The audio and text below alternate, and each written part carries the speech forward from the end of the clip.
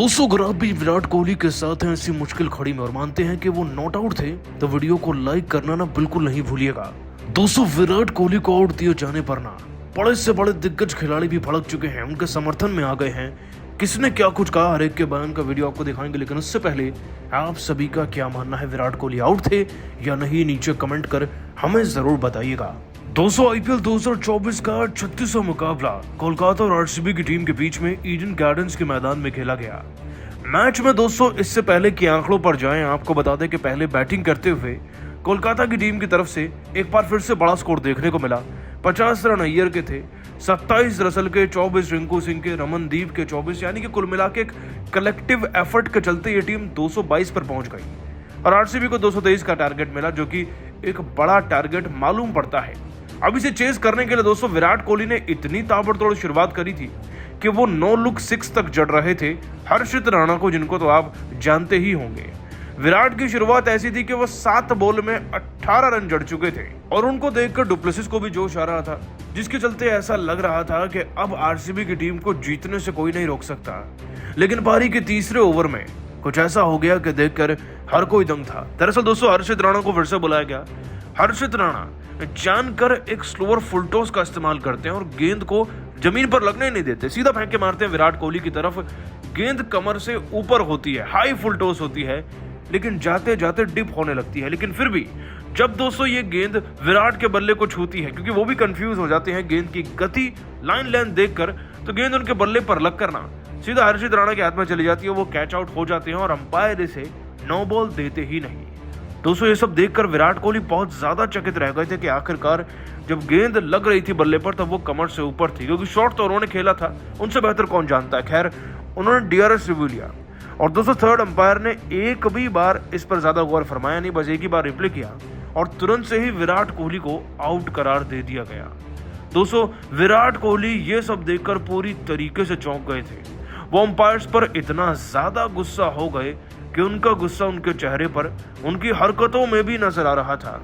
आपको बताएं दोस्तों कि विराट कोहली मैदान से बाहर जाना ही नहीं चाह रहे थे, क्योंकि इसमें विराट की गलती वाकई में नहीं थी। गलती थी तो अंपायर की सूझबूझ की, क्योंकि दोस्तों विराट कोहली साफ तौर पर एक नो बॉल पर आउट दिए गए हैं। इस बात को लेकर सोशल मीडिया पर तो कंट्रोवर्सी हो ही रही है और विराट का भड़कना भी जायज था। लेकिन दोस्तों विराट कोहली जो नॉट आउट थे उनको आउट दिया गया और उस पर ना बड़े से बड़े खिलाड़ी भी भड़क चुके हैं।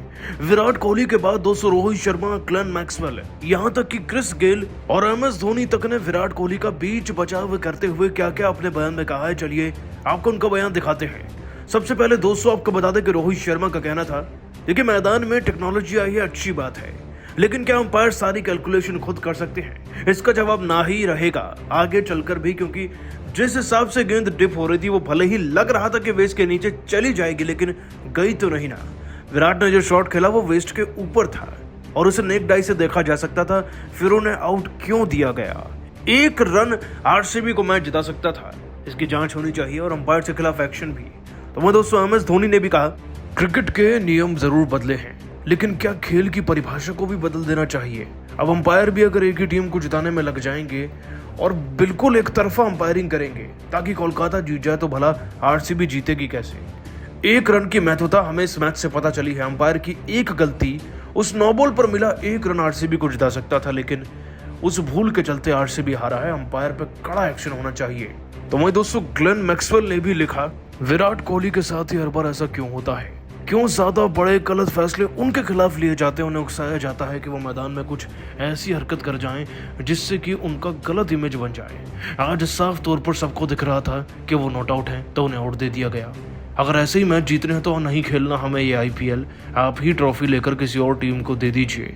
इस तरीके से खेलना एक अनफेयर खेलना है। तो वहीं दोस्तों विराट कोहली के सबसे क्लोज मित्र एबी डिविलियर्स ने भी लिखा, विराट के साथ जो भी मैदान में हुआ वो ठीक नहीं था। अंपायर की एक भूल चूक के चलते आरसीबी मैच हार गया। दिल से बुरा लग रहा है, लेकिन क्या कर सकते हैं, तानाशाही अंपायर्स की चलेगी तो ऐसे ही। दोस्तों हर एक दिग्गज खिलाड़ी ना ऐसे बुरे वक्त में विराट के साथ खड़ा है। वैसे आप सभी का क्या मानना है, विराट कोहली आउट थे या नहीं? आप नीचे कमेंट करके हमें जरूर बताइएगा। दोस्तों आईपीएल का सबसे जबरदस्त मुकाबला ईडन गार्डन के मैदान पर रॉयल चैलेंजर बैंगलोर और कोलकाता नाइट राइडर के बीच खेला गया। इस मुकाबले में रॉयल चैलेंजर बैंगलोर ने टॉस जीतकर पहले कोलकाता को बल्लेबाजी करने के लिए आमंत्रित किया।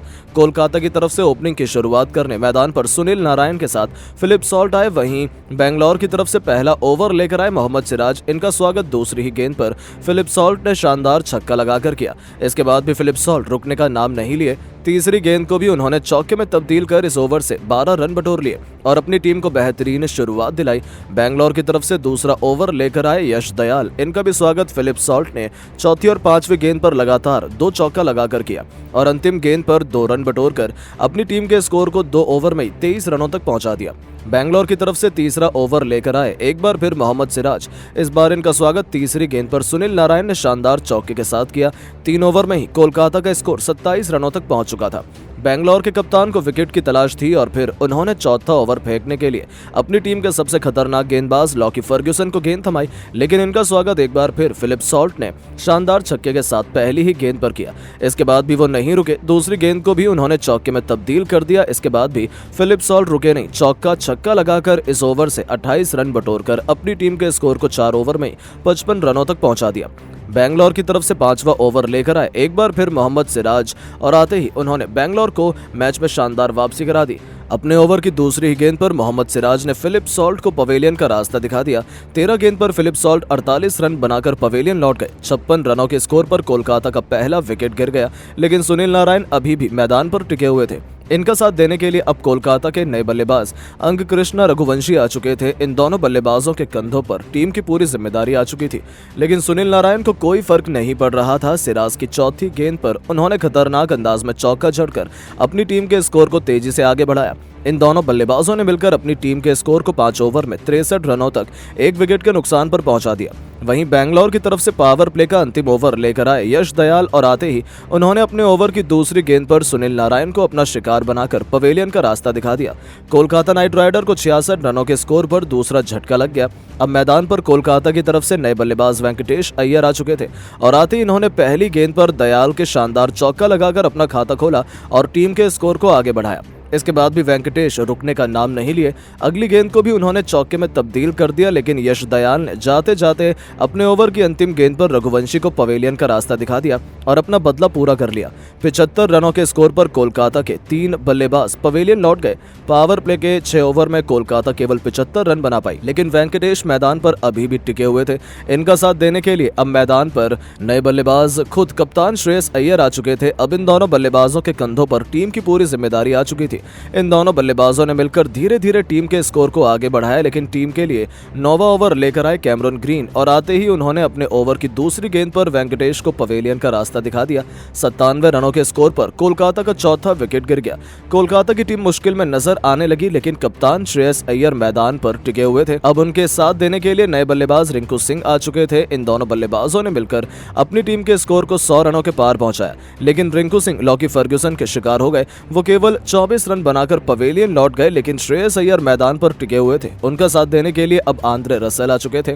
देखते देखते श्रेयस अय्यर ने अपना तूफानी अर्धशतक भी केवल 35 गेंद पर ठोक दिया था और अपनी टीम के स्कोर को 17 ओवर में 177 रनों तक पहुंचा दिया था, लेकिन श्रेयस अय्यर भी अपना विकेट 18वें ओवर की पहली गेंद पर गंवा बैठे।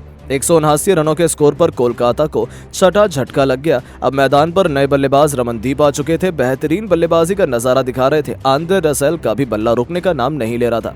इन दोनों बल्लेबाजों ने मिलकर अपनी टीम के स्कोर को 200 रनों के पार पहुंचा दिया। इसके बाद भी दोनों खिलाड़ियों का बल्ला रुका नहीं। अंतिम ओवर में 16 रन बटोरकर अपनी टीम को 20 ओवर में 222 रनों तक पहुंचा दिया। इस लक्ष्य का पीछा करने उतरी बैंगलोर की टीम ओपनिंग करने मैदान पर आए विराट कोहली के साथ कप्तान फाफ डु प्लेसिस। वहीं कोलकाता की तरफ से पहले ओवर लेकर आए हर्षित राणा। इनका स्वागत विराट कोहली ने पहली गेंद पर शानदार चौका लगाकर किया और अपनी टीम का खाता खोला। कोहली का बल्ला रुकने का नाम नहीं लिया। ओवर की अंतिम गेंद पर शानदार छक्का लगाकर अपनी टीम के स्कोर को पहले ही ओवर में 12 रनों तक पहुंचा दिया। कोलकाता के लिए दूसरा ओवर लेकर आए मिचेल स्टार्क। इनका भी स्वागत विराट कोहली ने शानदार छक्के के साथ किया और अपनी टीम के स्कोर को तेजी से आगे बढ़ाने की पूरी कोशिश की। वहीं फाफ डु प्लेसिस ने भी अंतिम गेंद पर शानदार चौका लगाकर अपनी टीम के स्कोर को 2 ओवर में 27 रनों तक पहुंचा दिया। टीम के लिए तीसरा ओवर लेकर आए। एक बार फिर हर्षित राणा और आते ही उन्होंने पहली गेंद पर विराट कोहली को पवेलियन का रास्ता दिखा दिया और अपनी टीम को पहली सफलता दिला दी। विराट कोहली अपनी टीम के लिए केवल 18 रन बनाकर पवेलियन लौट गए। अब मैदान पर नए बल्लेबाज विल जैक आ चुके थे और आते ही उन्होंने शानदार छक्का लगाकर अपना खाता खोला और टीम के स्कोर को आगे बढ़ाया। बैंगलोर का स्कोर 3 ओवर में 1 विकेट पर 35 रन बन पाया था।